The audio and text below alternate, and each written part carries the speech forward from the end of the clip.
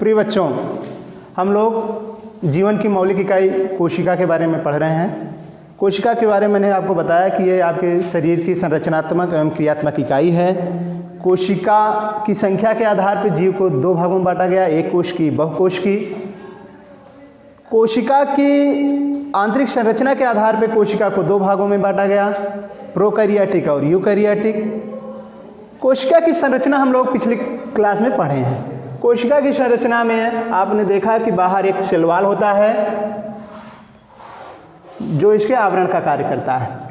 ठीक, अंदर तरल पदार्थ भरा हुआ होता है जिसे जीव द्रव्य कहते हैं, और बीच बीच में रिक्त स्थान रह जाते हैं जिसे रिक्तिका कहते हैं। आज हम लोग कोशिका के भाग पढ़ेंगे। कोशिका के तीन भाग: कोशिका भित्ति जिससे घिरी हुई होती है, जो इसे संरचना प्रदान करती है, अंदर का तरल पदार्थ जिसे हम जीव द्रव्य कहते हैं, प्रोटोप्लाज्म, इसको सेल वॉल कहते हैं। तीसरा है इसमें जो जीव द्रव्य है बीच बीच में रिक्त स्थान रह जाते हैं जिसे रिक्तिका कहते हैं, इंग्लिश में वैक्यूल्स कहते हैं। ठीक, कोशिका भित्ति, अंदर तरल पदार्थ जिसे जीव द्रव्य कहते हैं। जीव द्रव्य में अनेक प्रकार के कोशिकांग क्या पाए जाते हैं? कोशिकांग, धसे हुए कोशिकांग पाए जाते हैं। आज हम इन्हीं कोशिकांगों के बारे में अध्ययन करेंगे। कोशिका के तीन पार्ट: जीव द्रव्य, रिक्तिका, सेल वॉल। सेल वॉल जो इसे आकृति देता है, रिक्तिका जो जीव द्रव्य से बचा हुआ भाग होता है उसे रिक्तिका कहते हैं, और जीव द्रव्य जो मूल भाग है उसमें धसे हुए विभिन्न प्रकार के कोशिकांग पाए जाते हैं। आज हम उन्हीं कोशिकांगों के बारे में अध्ययन करेंगे। सबसे पहले मैंने आपको बताया था माइटोकॉन्ड्रिया।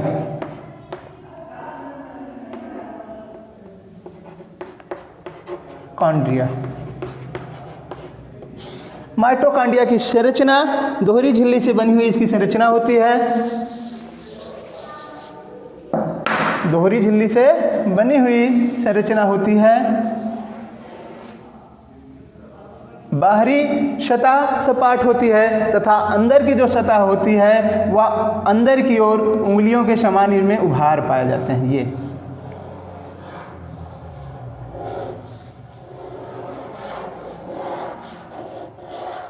जिन्हें हम क्रिस्टी कहते हैं, ये उभार जो हैं इन्हें क्रिस्टी कहते हैं। इनमें तरल पदार्थ भरा हुआ होता है जिसे मैट्रिक्स कहते हैं।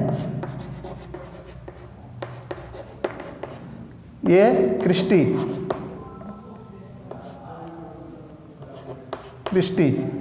और इनमें रैकेट के समान संरचनाएं पाई जाती हैं जिन्हें हम F1 पार्टिकल कहते हैं। क्या कहते हैं? F1 particle. इसको ऑक्सीसोम भी कहते हैं, F1 पार्टिकल या ऑक्सीसोम। ठीक, इनमें हमने आपको बताया था कि कोशिका में दो कोशिकांग ऐसे हैं जिनमें स्वजनन की क्षमता पाई जाती है। उनमें से एक है माइटोकॉन्ड्रिया, दूसरा लवक। माइटोकॉन्ड्रिया में डीएनए पाया जाता है, इसी डीएनए के कारण इनमें स्वजनन की क्षमता पाई जाती है। अर्थात माइटोकॉन्ड्रिया, अगर किसी कोशिका में ऊर्जा की अधिक आवश्यकता है तो ये माइटोकॉन्ड्रिया विभाजित होकर के 1 से 2 माइटोकॉन्ड्रिया, 2 से 4 माइटोकॉन्ड्रिया का निर्माण करता है। और माइटोकॉन्ड्रिया को आप जानते हैं इसे कोशिका का पावर हाउस कहते हैं। ये जब संख्या में अधिक होगा तो ऊर्जा का अधिक निर्माण होगा। आंतरिक श्वसन जो होता है वो माइटोकॉन्ड्रिया के अंदर ही होता है। इसकी खोज शिवेंडा ने की, कोलिकर ने की। आज वैज्ञानिकों ने समय समय पर इसका अध्ययन करके इसके बारे में विश्लेषण दिया। दूसरा है लवक, प्लास्टिड।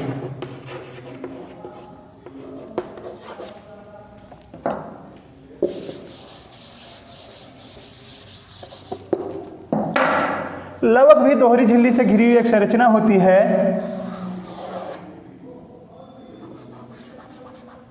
दोहरी झिल्ली से घिरी हुई एक संरचना होती है। इनकी दोनों लेयर, आउटर मेम्ब्रेन और इनर मेम्ब्रेन, दोनों ही सपाट होती हैं।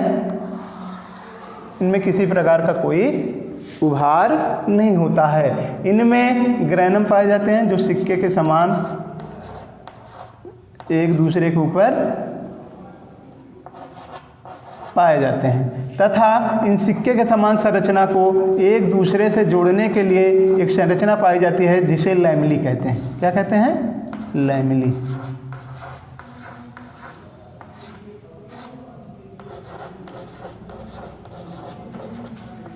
ये आपका माइटोकॉन्ड्रिया, इसमें तरल पदार्थ हुए मैट्रिक्स, ठीक, डीएनए, इसी ग्रहणम में ही आपका फोटोसिंथेसिस की क्रिया होती है। लवक यहाँ पे श्वसन की क्रिया, माइटोकॉन्ड्रिया में श्वसन की क्रिया, अर्थात जो भोज्य पदार्थ बना हुआ होता है उसे तोड़ने का कार्य।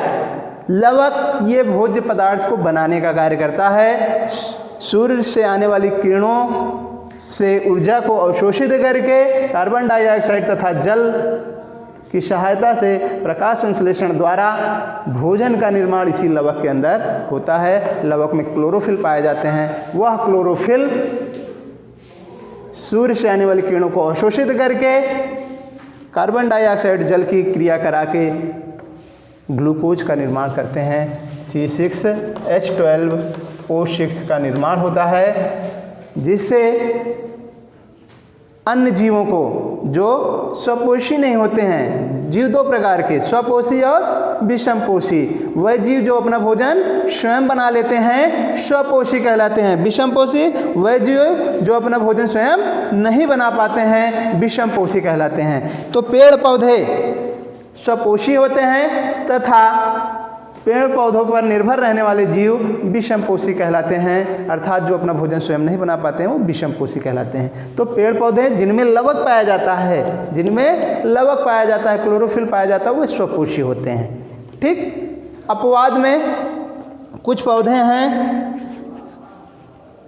जो अपना भोजन नहीं बना पाते और कुछ जीव भी हैं जो भोजन बना लेते हैं। जैसे युगलिना, युगलिना आपने पढ़ा होगा, ये प्रोटोजोआ संघ का एक एनिमल है। युगलिना को एनिमल के साथ रखा गया है, लेकिन ये अपना भोजन स्वयं बना लेता है। तथा फंगस, कवक, कवक को पौधों के संग रखा गया है, लेकिन वह अपना भोजन स्वयं नहीं बना पाते। ये कुछ अपवाद हैं, लेकिन मैक्सिमम पेड़ पौधे अपना भोजन स्वयं बना लेते हैं और जंतु जितने भी हैं वो अपना भोजन स्वयं नहीं बना पाते हैं। बाकी और भी कई कोशिकांग हैं, 8 कोशिकांग हैं। बाकी के कोशिकांगों का अध्ययन हम अगली कक्षा में करेंगे। इसका जो बढ़िया सा अध्ययन कीजिएगा, तैयार कीजिएगा और नोट्स भी साथ में बनाते चलिएगा।